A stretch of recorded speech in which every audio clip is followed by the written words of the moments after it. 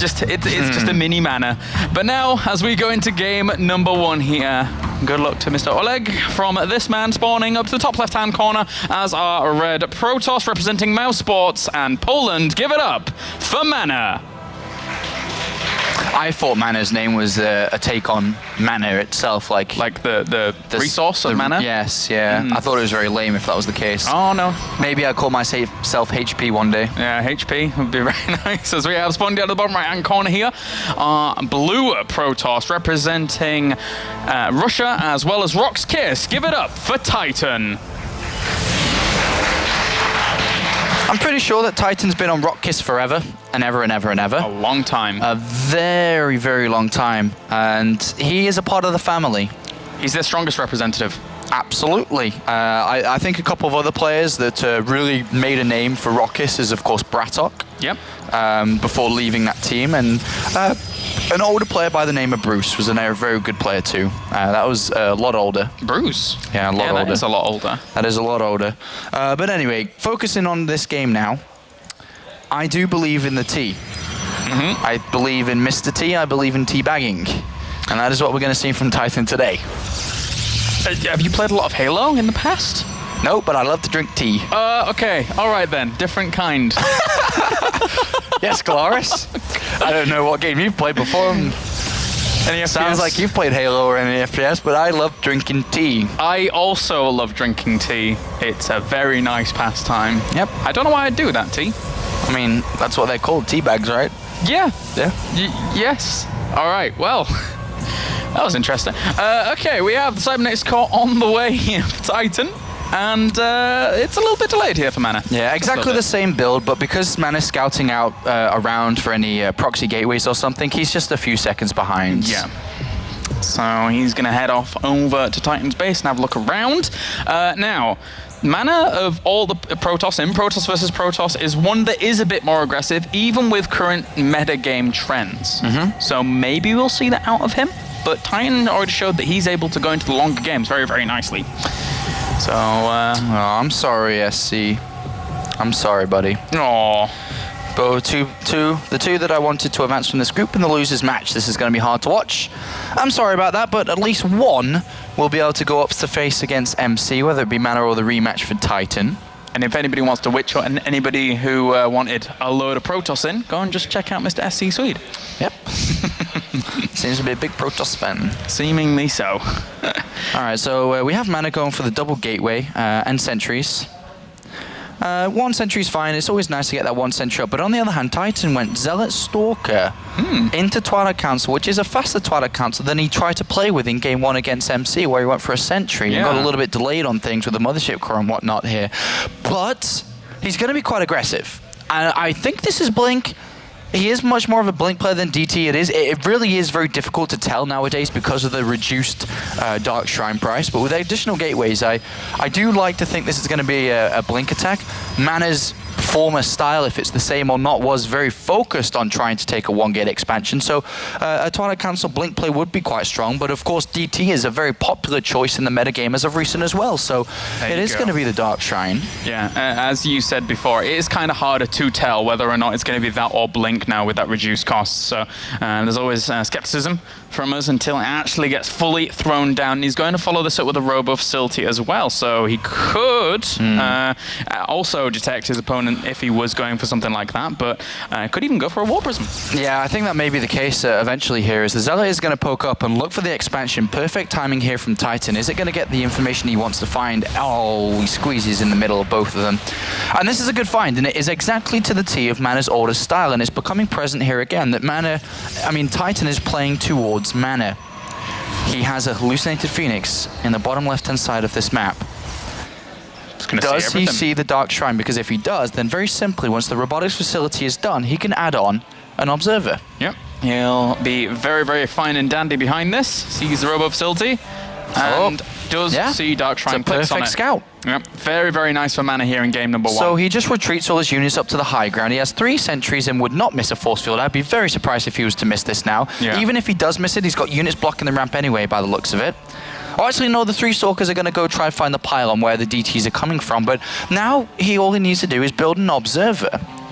And he's fine. 1 DT is not a big investment though, so Titan isn't too far behind. The Nexus, as you can see, not too far behind at all, but he is building that Warp Prism, as you smartly said, to try to get some damage done inside the main base, or try to find a probe here and there. Yeah, certainly going to need a different route of entry, and that Warp Prism will allow him to have that, as the Observer is pinned straight at the front. But Mana also got a Forge down pretty rapidly here. Started +1, so does have the ability to throw down cannons if you would like to as well, maybe to deter if he throws down one in the main, if that Warp Prism eventually goes around there and tries to drop a Dark Templar in, but there'll be an Observer present as well, I should think. But this is a good start for Mana, who has the Forge down and has a +1 attack coming with the Twilight Council, so it doesn't seem to be like he wants to focus on Colossus. It's going to be over for the Templar style of play, which I do like. It is very strong.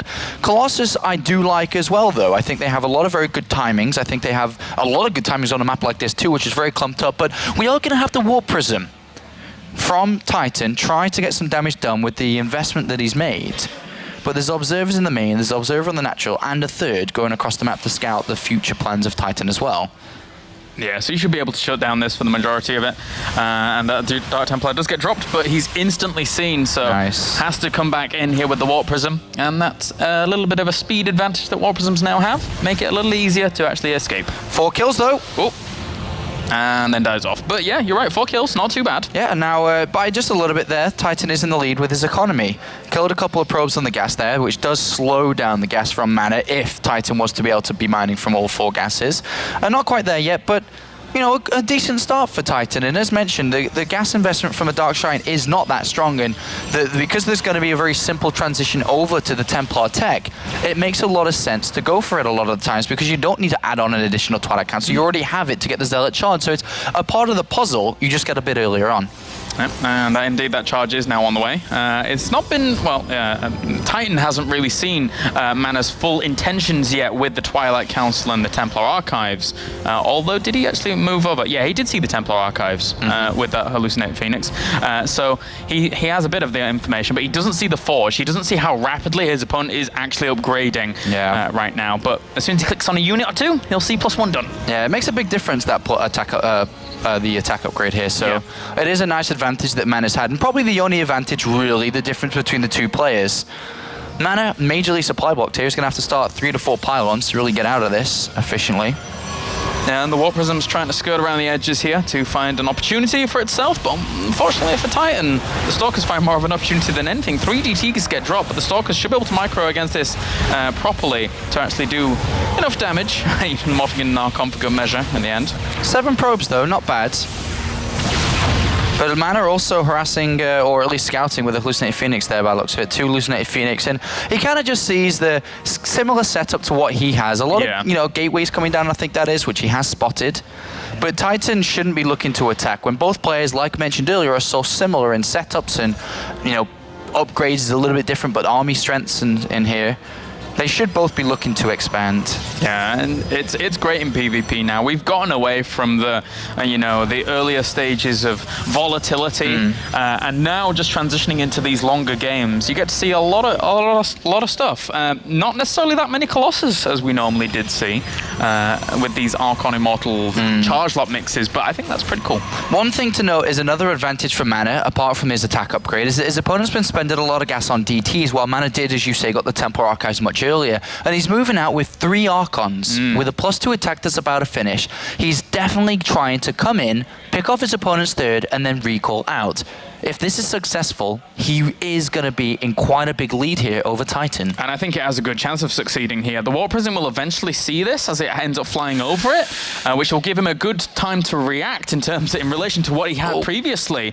But yeah, is he going to get it though? This is a great spot here for him. That's a really nice pickup there from Titan. Lucky in a little bit of a way, but there's force fields, there's no units that can cross those force fields, so he is going to get the cancel and just recall out here. She doesn't want to risk anything, I don't think. He was only just morphing in an Archon, so even if he wanted to try and break down force fields there, he wasn't able to until the very last second whilst that was being cancelled. So Titan now with a little bit of a discrepancy here, and Mana capitalizing off it nicely. Mana's playing this out really well. He didn't look too strong a little bit earlier on against Vortex, but he is looking quite good here. With a 3rd base down and being able to mine, most importantly, gas from this 3rd base, he's going to be able to increase his Archon count. He definitely wants to grab the assimilators ASAP. +3 attack is on the way, and a Warp Prism shut down, unfortunately for mana. While Titans is still around. So Titan, if he's going to find a way back in this game, it's going to be through harassment and that Warp Prism. Yeah, and as you said before, with that +3 being as far ahead as it is here for mana, I think he has a very good opportunity of really doing a lot of damage once he goes for the engagement. He's ahead in almost every single way right now, aside from, obviously, in terms of supply, of course, but mana's powering up nicely behind this. The one thing is that there are 5 Immortals to 1.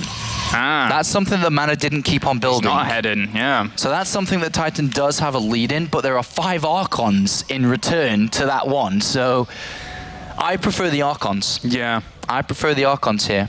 I do as well. Because, I mean, reinforcements are usually always going to be Zealots. So with the Archons in the lead for mana, the reinforcements are going to be very strong, because what are Immortals going to do against reinforcing Zealots? Not a lot. Exactly, and there's only really 6 Stalkers there from either player here to really take the damage from the Immortals properly. So, mana, I'm liking his composition right now. He sacrifices some Zealots down to the left to try and do some damage, and doesn't get anything, really. Harassment is going to continue. Not to too much effect, though. As mana throws down the Dark Shrine of his own, having quite a bit of gas now off 3 bases, going to try to be a little bit of a nuisance himself. But a big switch coming in for Titan with a Robotics Bay. But can he gather momentum with it? Oh, there's Manas as well. Yeah, here. exactly the same timing.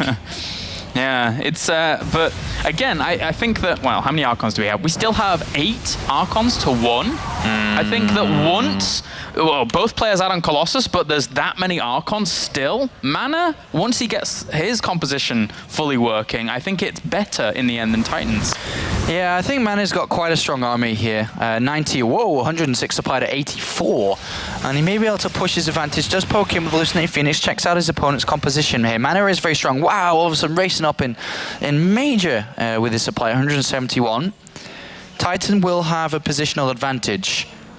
And he just went straight to 4 Archons as well. 4 extra Archons, I should say. That is nice. That helps a lot here. But, oh, he needs to be down on the low ground here for his positional advantage to even work. He's just giving it away. Oh, yeah, that Time Warp really puts a thorn in Titan's side here, as the Time Warp is slowing down a lot of those units. Archon's in a much better position there for mana at the very top, but at the same time, down to the left, his army wasn't in the best of positions, and Titan will push him back. Yeah, Titan was fighting from the high ground, not the best there, but also a lot of Mana Zealots were caught in between the pylon wall there, so we really couldn't do anything with them. So Titan does get a little bit fortunate there. I do like the addition of the Colossus, though. Second robotics facility, wow, that's going to really power mana up, and it is going to become a difference because they are so similar in their army. Now that Titan's caught up with the Archon count, it will become a big difference between the Colossus. The one thing that Titan will have the longer this game goes on is the Immortal count's high for him, and they're going to be very good if they break through to the Colossus line. Yeah, if they can get to that squishy center and just focus those down, it's going to be important to control that very nicely there from Titan. If mana allows it, but he's setting himself up with the Warp Prism. 4th base is going to go down for Titan here, but it's instantaneously spotted by this Dark Templar. Should be able to shut that down pretty quickly. Quite another close PvP here today. Yeah. So we saw a very close one earlier by Titan and MC on this, but nobody's playing super fast. There's no Warp Prisms going all over the place. They're kind of focusing on their main army for the time being. Mana did build that Dark Shrine, but we haven't really seen too much use from it, as that Dark Templar is just on the right-hand side, but not really picked off anything.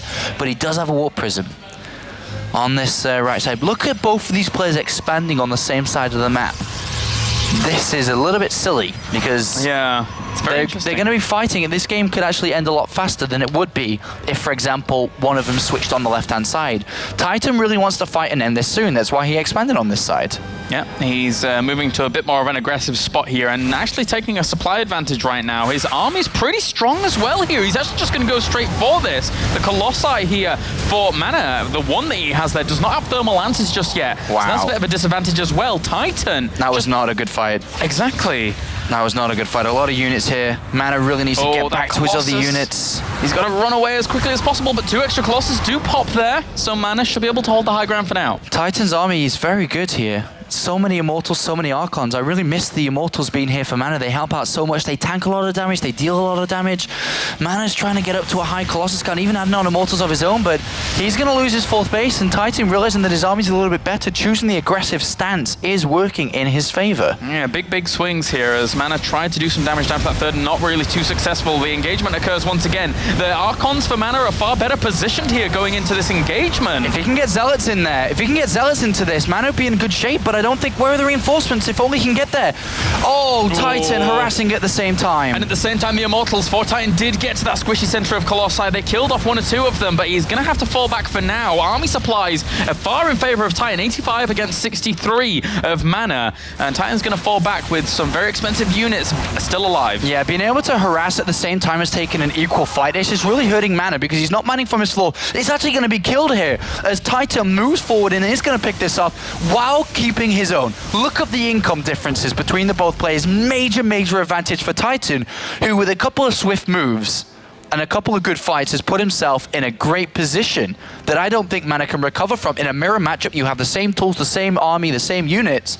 How can Mana surely catch up from this deficit? Well, he had Dark Templars mixed into his main composition, and the funny thing is that there's actually no Observer for Titan, but because he has so many Archons, they actually might just die to splash damage. Oh, and he's going to morph them into Archons there now, realizing that would have been a bit silly. Yeah, very silly. All right, Stargate coming down here for Titan, looking to go over to Tempest now to start to destroy the Colossus of Mana. It's the next part of this tech tree in this matchup. It's a good choice. Very good choice, but I don't think that it even needs to get up to that. Yeah. Because, I mean, Mana's still without a 4th base, Titan with that. And I think the big difference is the Immortals here. It's such a big difference to have. Yeah, certainly. Just being super productive about what he was doing earlier on with that robo facility for Titan means that he can just get to this position, and I think that the biggest turning point in this game was probably when the Archons were added on for Titan. Before that, he was always very weak. Yeah. But Mana could never capitalize. The one time he did, he caught all the Zealots behind the 3rd base, and it really wasn't working. Yeah, it was a bit of a mishmash. It was weird. And then when Titan caught up with the Archon count, he not only had the same Archon size, which was the difference between most of them throughout the game, he then on top of that has all these Immortals in there too. And this is a sad game for Mana. I think he played this out really well, but there's just small differences that separate them. Yeah, I have to go back to that engagement on the 3rd base as well. If he'd have had, you can get caught in a position when you're trying to defend, assault even, where your units are just hitting buildings and not really doing too much, or just stuck behind things. And for Mana, that wasn't going so well. And to look at this, Titan just making every single little step to keep himself super comfortable. Did he just kill his own I think Colossus? So. I'm not sure what just happened there. Whatever happened, the Colossus died of Titans. Yeah. But replenished immediately by a bunch of Zealots, and maybe he didn't want a Colossus. Maybe he was like, nah.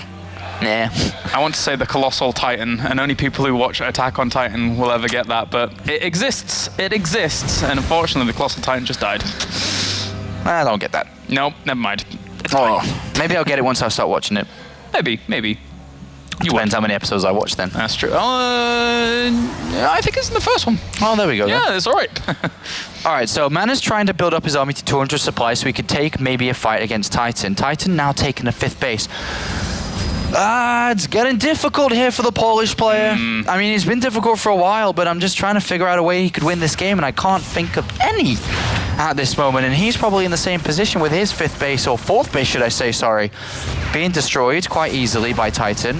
Yeah, Titan's, again, we said it previously, but he's just dotting all those I's and crossing all those T's right now to make sure that he wins this game. And it's a very important game indeed here. Actually pushes him forwards to a bit of an odd choke, but it doesn't really matter because his army supply right now is so much more in favor for him than it is for Mana. And unfortunately for Mana, he is going to get absolutely steamrolled. Good micro from these Colossi, but I don't think it's going to be enough. Not a good day for the Polish man here. Down 0-2 in the earlier match, and now about to lose the first game of the losers match. Remember, the loser of this best of 3 is down and out. Titan picks up game number 1.